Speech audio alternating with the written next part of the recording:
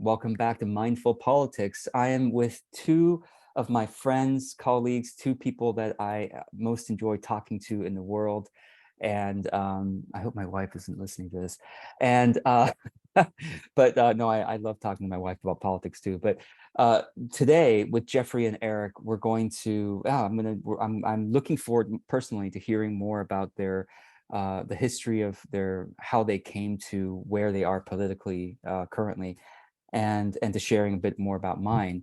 So as usual, I want to start to remind everybody of the mission of mindful politics, and then to kind of set the tone, and then we'll get into it. So the typical political conversation is often callous towards the other side, seeing them as stupid or immoral or both. And where our side, whatever that means for you, is smart and principled and sane. The other side is insane, obviously, or whatever side is completely disagreeing with us is insane. So the aim of mindful politics is to provide an alternative that isn't like, always hating on the other side, but we try to uplift humanity, ideally, and bring a deeper understanding of one another. My feeling about it is that, whenever I have talked more with somebody and learned more about where they got to, how they think about the world today, I understand much better why they think the way they do. And I have a lot more compassion for why they believe and vote and activate, be active in political sphere the way they do. And so the hope of this podcast and show is to present those stories from varying sides in a spirit of humble dialogue, so that we can hopefully understand holistic solutions that allow all sides to feel cared for. And so the common objection is, isn't this too slow? Don't we urgently have to solve political challenges? Of course we do, but and ease suffering and move society forward. Yes, we do. And if we look at the political discussion, whether it's national or local or international, the same kinds of issues have been with us for decades, or you might say for hundreds of years or longer, because we just naturally, I think human beings naturally are tribal, and we say, well, my tribe, my party, my worldview. And we just, especially now with social media, we get stuck into our little filter bubbles of social media, and we just think our side is so great. Why I can't believe people still think that, or whatever. So anyway, with that, let's move forward to the first segment, which is to hear from each of our histories that led us to this political point. Now, some of you hopefully heard the first episode, where I did share, because every episode I'm there as well. So I did share some of my history in the first episode. In each one, I'm hoping I can share a little bit something different about my history, so that y'all can understand what kind of a crazy person I am as well. So I'm going to give myself just 3 minutes. I'll give the other two 4 minutes, but I'll just give myself 3 minutes here. Set a timer for myself. So what I want to share, I'm going to bring in, we're polite. We're not supposed to talk about politics, and we're not supposed to talk about religion. Well, I'm going to talk about religion now and bring that side of it in. And so I, I'll start with, I'll talk about the parts that matter to my political history. Really, my religious or spiritual life started when we immigrated to the United States, to conservative Southern California, and I became an evangelical Christian, because that was the environment around me, all the friends around me in that. And then after that, I sort of lost my faith. That's a whole other story I'll get into one day. But then I found my faith again when I started reading about like near-death experiences and the like, stories about the afterlife and things like that. And so today I feel like my faith is so strong in the world beyond the physical matter that we see. And because I believe so much in an the fact that we all live forever, in my opinion, of our souls, our consciousness goes on and lives forever. I am deeply not afraid of what happens to me in this body. And I know it might sound inappropriate, but I'm not afraid of what happens to anybody in any body, in any physical body. And so that kind of informs my politics, in that it's not like to hell with everyone. No, I'm not saying that, but I also believe that based on my spiritual understanding, like we are here in this life to like learn what virtues and values and principles are and how to embody them and what that means. Things like love, like courage, like patience, like forgiveness, like, faith. And so it's like, the more we'll give each other the opportunity to learn that, rather than enforcing laws upon each other to say, you can't do this list of 10,000 things. And if you don't do these lists of 10, or do these lists of 10,000 things, then you'll be a good citizen. I'm like, the more we enforce laws on each other, the less opportunity each person has to figure it out for themselves, what it means to be a good citizen, a good person, in good relationship with others, in a way that's healthy for society. And so that's why I think over the years I've become more and more libertarian, you might say. But again, I also know my privileged background of growing up in a upper middle class family and having things taken care of for me, which then allowed me to work on more deeper or higher things. So I also have this like bent me of like communism, or like basic income, or like everyone should have everything paid for so that they can work on art and businesses. So it's like I'm confused, and that's where I'll stop, because that's the whole point of the show. Is I'm trying to talk with my friends to learn how I can be less confused about all this. So thanks for listening. And now we'll just do 1 minute from each of you, if you want to reflect on anything you heard, whether something stood out to you, or you have a curious, supportive question for me. So let's see. Why don't we go with Eric? Go ahead and unmute, and you could start your 1 minute reflection. Okay, thank you. What jumped out at me was many things actually in what you said, but I'll pick up on the last part when you were talking about, you were pointing to different solutions, like, and income equality, or this, and then you said, kind of like jumping around here, and it gets, and I think, and that's a feature of looking for technical solutions to situations that actually require us to grow into new perspectives. And so those are called adaptive challenges. You can't solve them, like Einstein said, from the same consciousness that created them. You just will come up with solutions that reflect our disparate consciousness. So I think that's what struck me. That I think part of these conversations is to model adaptive developmental change. Yeah. Thank you for that. That's really good. And I think that's going to be a theme, maybe in our conversation today, but I think ongoingly in this podcast too. So I appreciate bringing that forward. Jeffrey, your turn if you want to reflect a minute on anything you heard. Yeah, sure. What I'd really like to say, and I'll say more about this from my own introduction. Yes. But I'm glad you this time talked about the religious aspect for yourself. Yes. Last time I saw you talked more political last time, and this time more religious. But to be honest, like, well, I'll speak mainly from the Christian history, which is what I know, but I'm pretty sure other religions are very, very similar. Religion and politics has always been together. I mean, if you follow the biblical account, Jesus was killed by the Roman Empire for political reasons, actually. Yeah, that's interesting. From the Roman perspective, and from there, I mean, it's just been constantly mixed. The Roman Empire took it up, and so it's very natural for these things to come together. And I mean, our job and difficulty is to separate them enough to where, but also have a natural progression of it. So sorry. Totally. No, that's great. Thank you for that. Well, why don't we go next? Eric, would you like to share your history next? Yeah. I think. Thank you.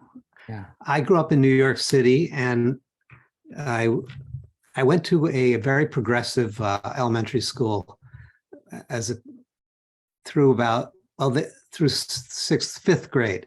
It was called the Walden School, and it was modeled after Summerhill, and it was very, super progressive. And one of my classmates' older brothers was named Andrew Goodman, and he was one of the 3 civil rights workers that was killed in 1964 in Mississippi. And that whole civil rights sort of tragedy, well, the tragedy of that and the nature of civil rights, it really was a big part of our family conversation and our general culture of a kind of progressive Jewish civil social justice. That wasn't the word at the time, but that was the flavor.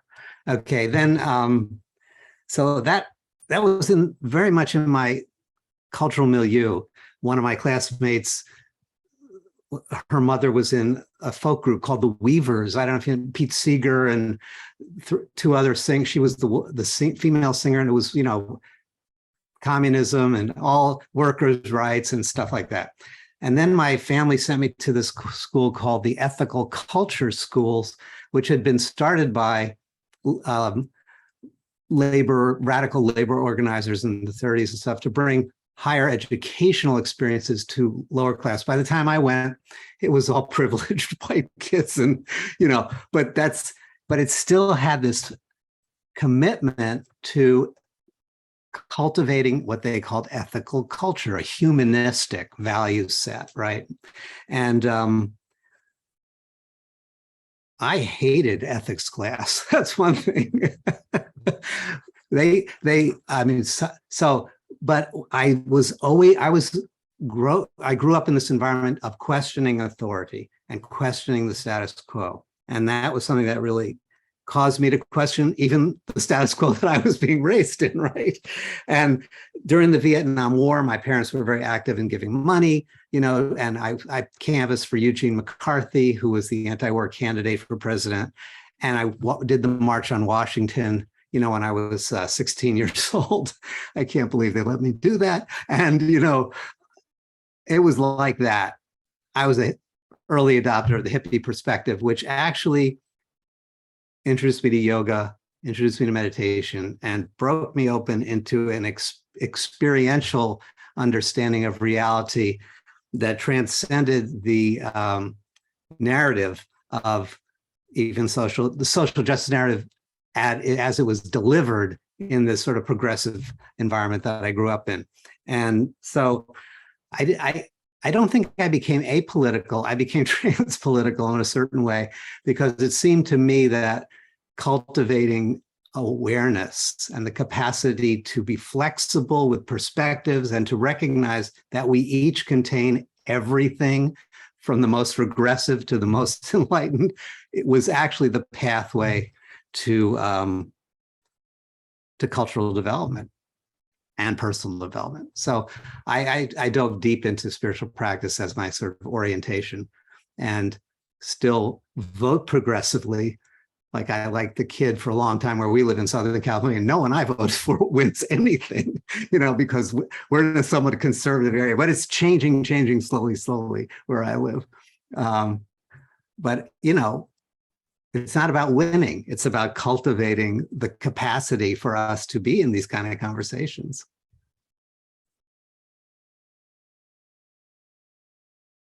Thank you. Wow.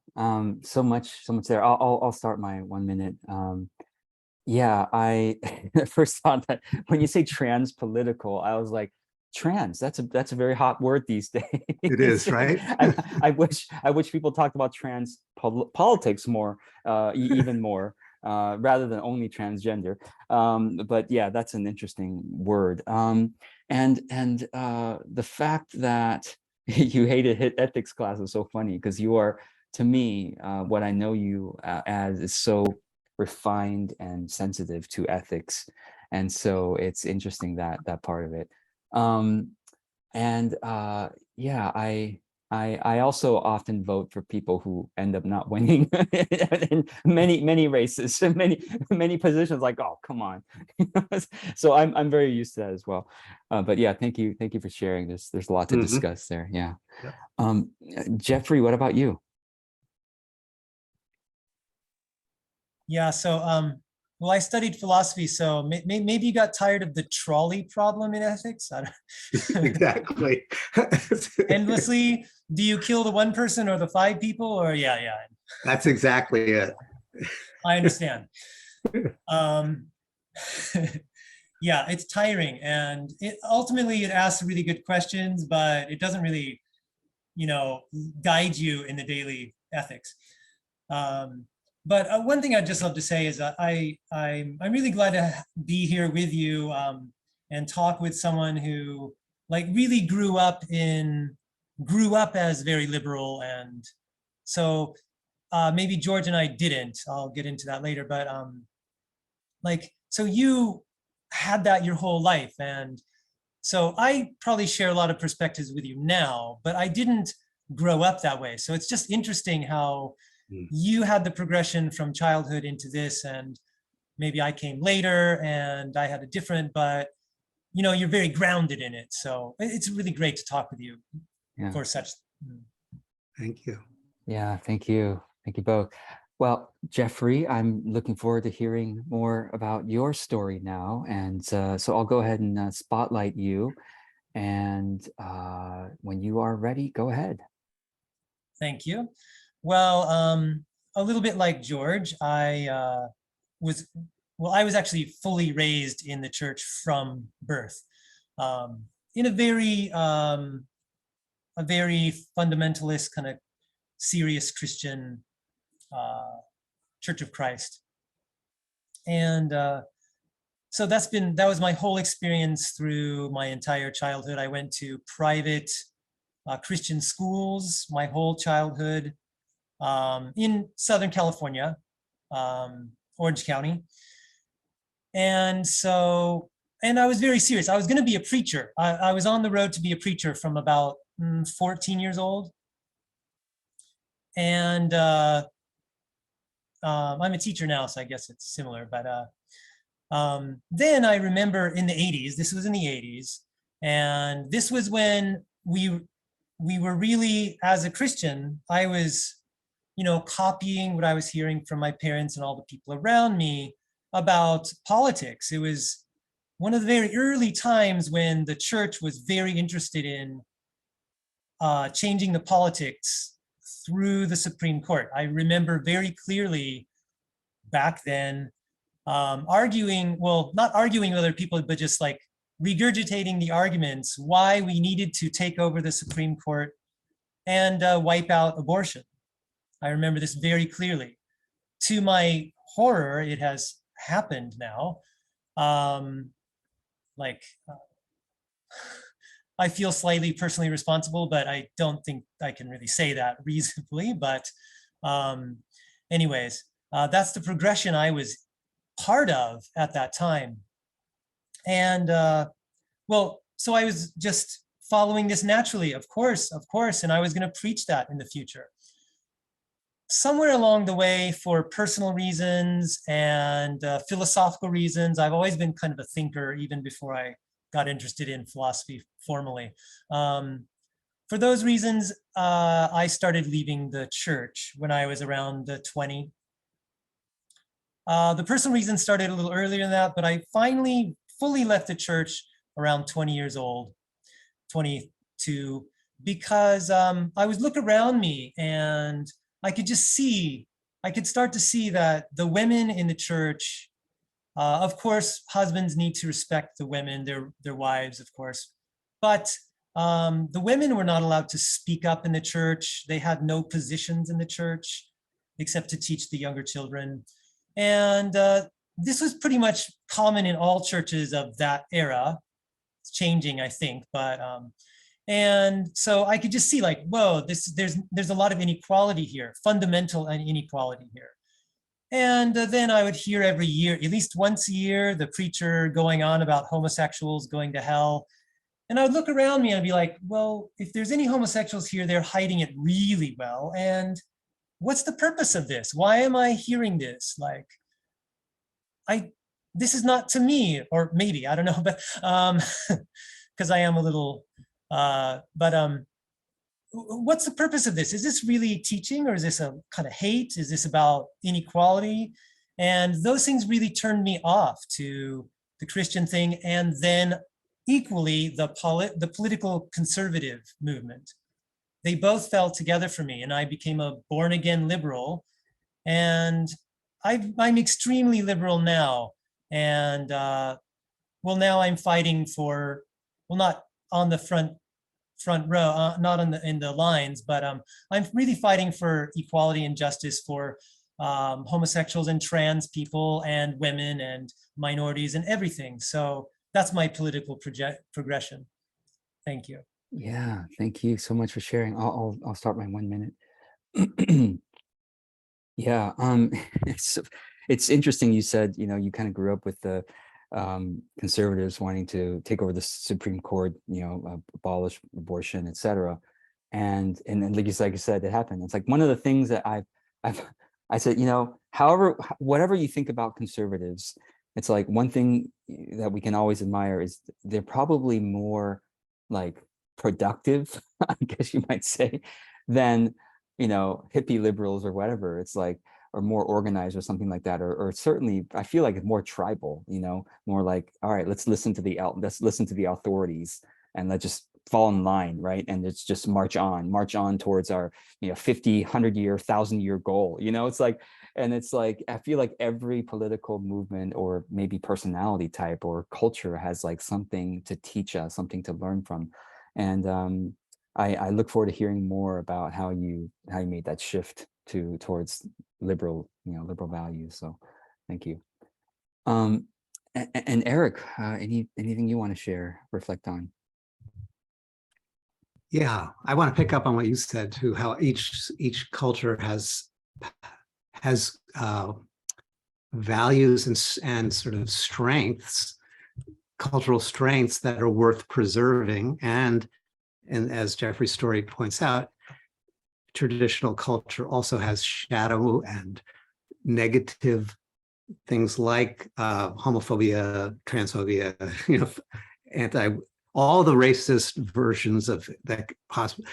That's an aspect of traditionalism because it is so tribal. So it is us, and then there's the not us, But you both pointed to this other stage.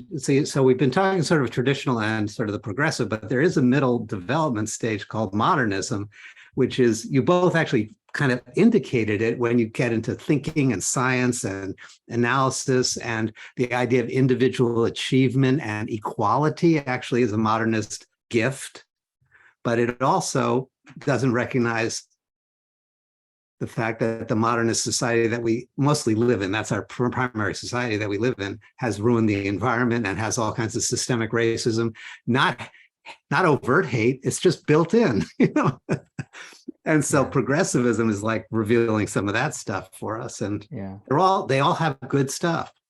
And I hope mindful politics can bring true mindfulness, which is to be able to see every perspective and find its healthy gifts and purify out its, problematic dimensions. Wow. Thanks for that. Yes. That is a good statement of the vision. Thank you both. So this is now let's go into the segment where I bring the values forefront to us here. And let's see, I'm just going to share the screen, and then I'm just going to talk through it very briefly, and I would love to any reflections afterwards. I'll try to be brief about it, but let me go ahead and share the screen. So the three values thus far, there may be more or less in the future, is humility, appreciation, and togetherness. And as I was hearing your stories, I'm like, I'm seeing a little pattern here. Like the humility is kind of like where I got that was like from the evangelical Christian, true, in my opinion, true Jesus following is very much about, you have to be like a child to enter the kingdom of God. It's that kind of humility. Mm. And so not maybe we could say good children or innocent children or maybe more humble children might say, I don't know, what do you think about this? I don't understand, and that's really what it inspired me. I mean, all three of these inspired me to start this, because like I genuinely feel like whenever I get into the conversation, I always go, wow, that's a really good point. How come I never thought of that? I need to integrate that into my politics, my understanding. So that's one of the core values. Appreciation, I think, kind of like connects. So humility is sort of like this from my conservative side. Togetherness is sort of like for my liberal side of, we shall overcome. Like I can imagine like being part of the march with Martin Luther King. And it's like that kind of social justice was really inspiring to me when I was part of the Green Party, that to get to the togetherness, like we are all together, multicultural society, all races, all genders, all, socioeconomic class, like we could live together in this beautiful, beautiful world. And then the appreciation, my hope is that it could bind those two sides, or bind all those peoples, bind all those viewpoints together to say, well, I mean, kind of like Eric, what you were just saying, like, how can I better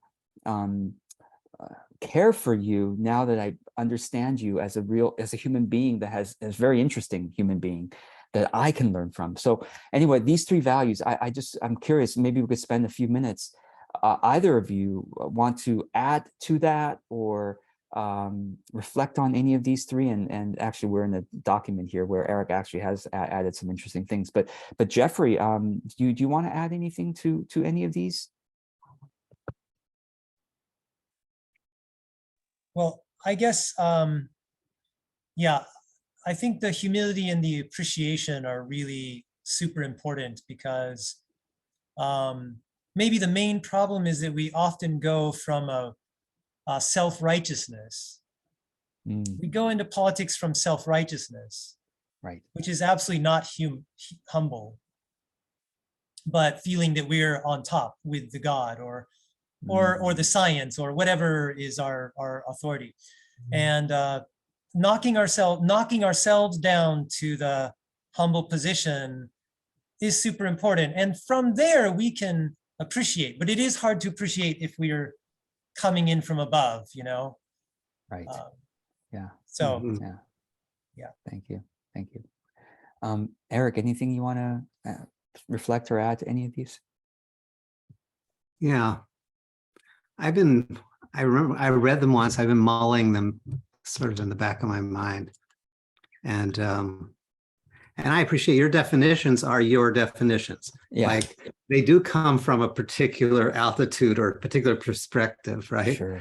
And because togetherness could mean different things for a traditionalist than for a modernist, than for a postmodernist, Right.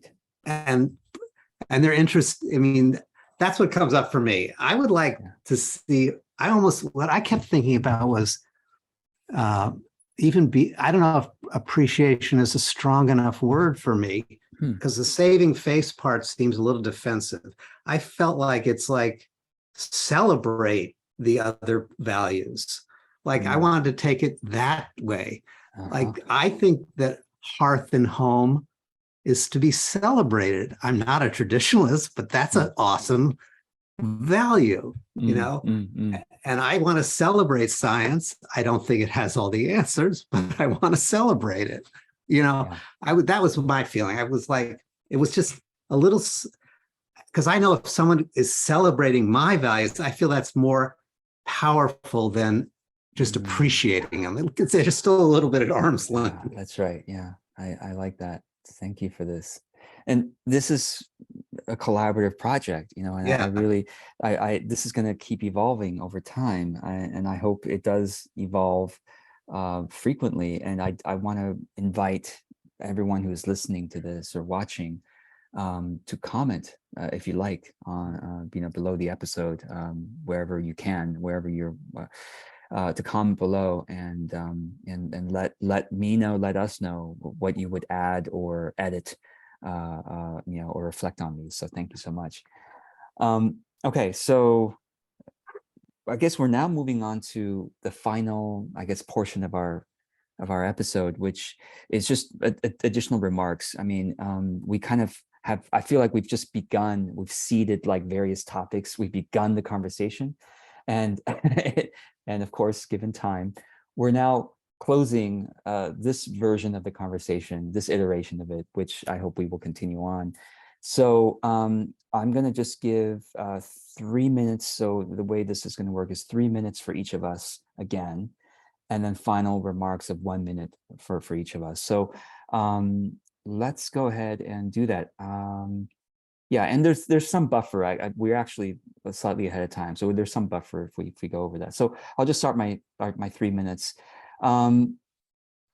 Yeah, so I guess what I'm hoping, like I'm both a philosophical person and a very practical person, right? Like, and so like this year's right now we're recording this in 2022. Like this year's shows have been structured as more history, personal histories and journeys. And next year's shows, I'm hoping it is more about specific issues like abortion or gun control or, basic income or religion and politics or things like that, where I am hoping to, I mean, really partly selfishly, like I'm trying to learn about these things, kind of in my spare time. And I want friends like you to add to my knowledge and understanding of these things. So that practically, it would then help me to vote, or it would help me to speak up in a way where like I felt like I've especially ever since I've gone into business and like built my own audience in my business, I've gotten more and more shy or maybe fearful of being canceled or criticized if I say the wrong thing. Like, for example, during the Roe v. Wade decision, just I guess happened a few months ago. Was it now? Yeah, I feel like it's been so long ago or so soon. I can't, but it's like it happened and it's such a big milestone. And it's like I was silent about it. Mm-hmm. Even though, and I'll out myself now, I guess I'm a libertarian. Like this might even change what I label myself a year from now after all these shows, right? Like I don't even know what I am, but it's like, as a libertarian, I'm like, you do whatever the F you want. Why is the government saying you can't do that? Come on. It's like, why not? And at the same time, it's like, I want to, because I don't know enough about it to speak from a very grounded place.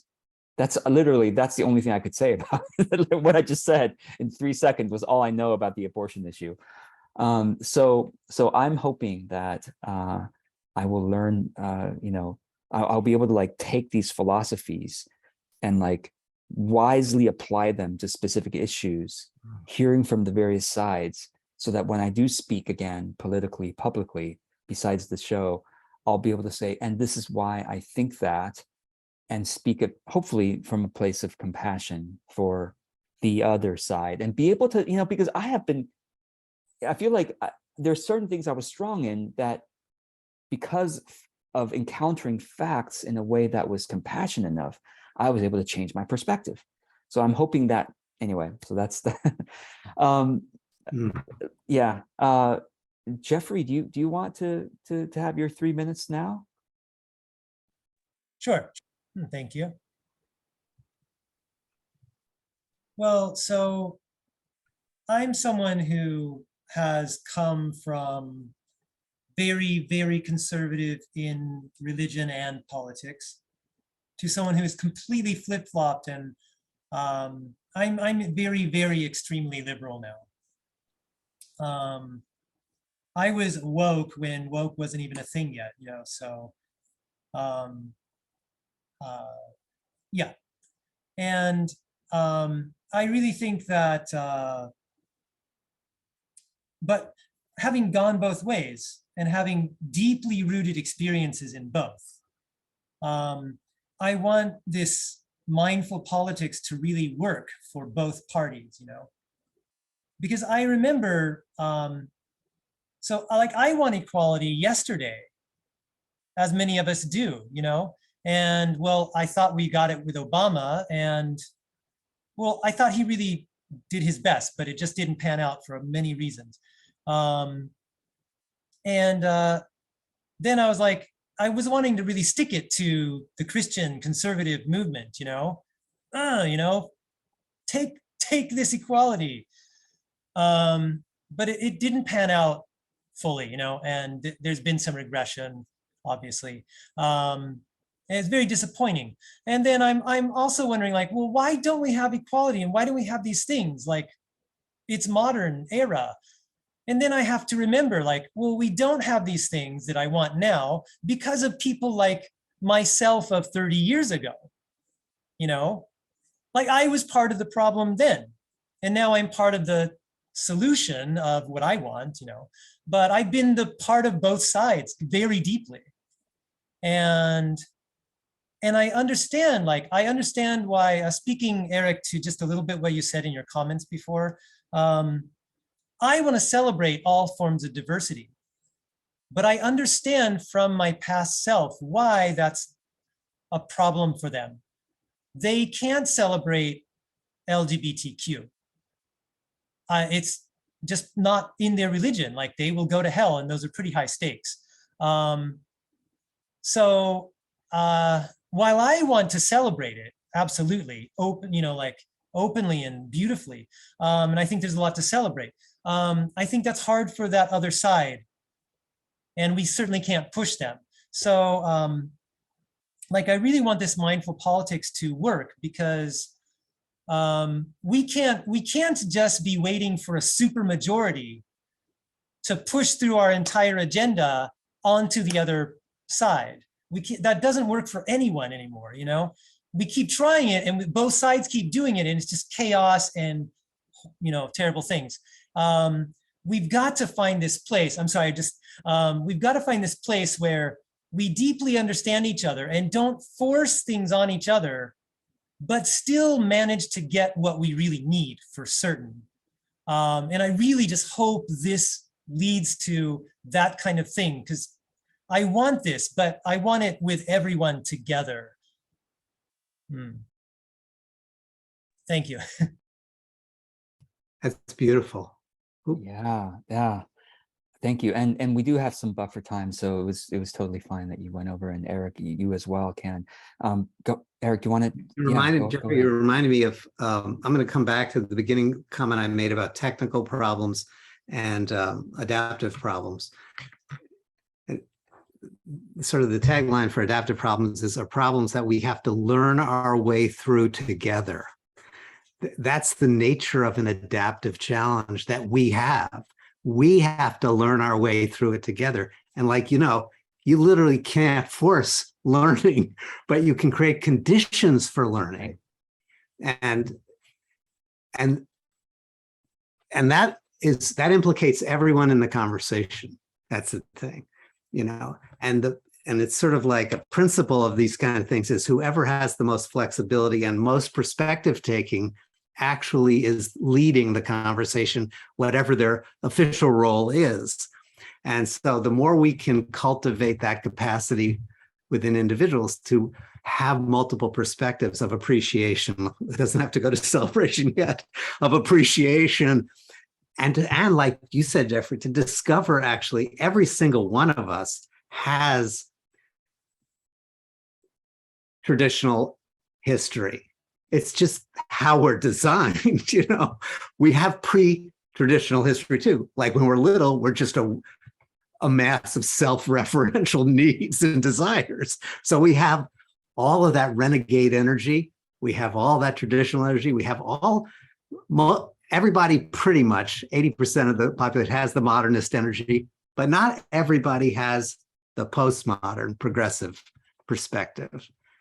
And that's why snowflake is the term applied to sensitivity. It's because it's hard to feel into that from the other perspectives. It's fine. It's just, it's something, it's messy. And my sense of it is life itself creates the conditions for the learning to occur. But life doesn't really have an elegant approach. It just creates a mess. And we learn our way through the disaster together.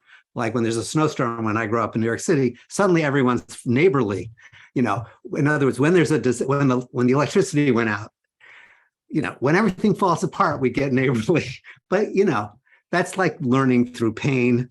Seems to be the preferred method, but there are more elegant ways. And hopefully mindfulness, which is one of the things, as the title, I just want to say mindfulness, one of the deliverables of mindfulness is you realize every thought is just a thought. It's not the world, it's a world view. So let's take them as perspectives and work with them.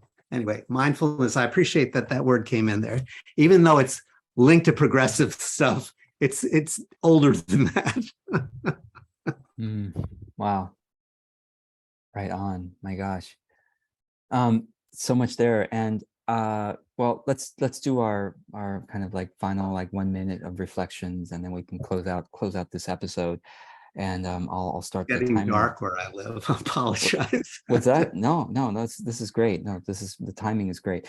So it's so interesting, what you said just now, Eric, about how the disaster, the snowstorm. I remember was it Reagan and Gorbachev who said, if aliens literally this have if aliens invaded, we will together, get together and fight the aliens, right? And it's we all but that's so funny because it's this tribalism again. It's common enemy, it's that maybe we just need a bigger common enemy, right? That makes us, which is what I guess maybe climate change was supposed to be, but not everyone agrees that that's a common enemy. And I'm hoping that perhaps hate can be the common enemy. I don't know, something like that. We're let's if we're gonna hate anything, let's hate itself, of one another, so anyway, that's all I want to say right now. Jeffrey, do you want to share anything for a minute? Sure. One thing I would like to add just to what I was saying before, that I really want to see in these things is this idea of, so in our culture, we feel like we need to be uncompromising because that's strong and that's powerful and that's righteous. But the thing about that, compromise is seen as negative because you start with all of your goals and ideas and you whittle them away to match. So I really feel that the spirit of cooperation, if we can see ourselves cooperating with the other side and ourselves even, that brings the humility. So we start with nothing and we both build on to an idea that works as best as it can for everyone. And so it's additive value instead of negating value from your compromise. So that spirit of cooperation, humble cooperation, I think is really key here. I hope that's what we get. Wow. Yeah. Thank you. Yeah. And Eric, I love that final word, because I think of that as the image that came to mind is a bunch of executives designing a TV show keeps getting worse and worse and worse, right? Versus, I don't think we actually start with nothing. I think we start with deep values, which are not solutions. That's the confusion. The solutions become the stand-in for the values, and we're not clear on the values. And that's the place we can actually meet. And that's the whole principle of all kinds of negotiating. What are really our values? Then we build on that foundation, right? And to get down, it's vulnerable to get to your values because it does mean letting go of your preferred solutions that you think will deliver those values to you. It's the values, though, that are the base. Oh, that's really good. It reminds me of like how, well, as coaches, consultants, as we work with others, right? It's also that, let's get to the, I know, that's amazing. Thank you for that. Well, this has been so rich, and I hope others who are watching and listening will chime in, contribute. If you have questions for either of the guests or for me, comment below, and I'll make sure Jeffrey and Eric see it. And there are links for Jeffrey and Eric in the notes below the video or below the episode. And really, really do mean it when I say it's a collaborative effort. So comment with your suggestions on the format of the show. You know, the timers and the timing. How's that? I feel like it makes the show more interesting. But as the listener, you have, you know, this is, I do believe in democracy when it comes to show formats too. So please do vote and suggest what you want the show to become. Guests, please do stay on. We'll have a little chat afterwards. So thank you all so much for joining us for this Mindful Politics episode, and may we all live into a more beautiful world. So thank you so much. Thank you, Eric and Jeffrey.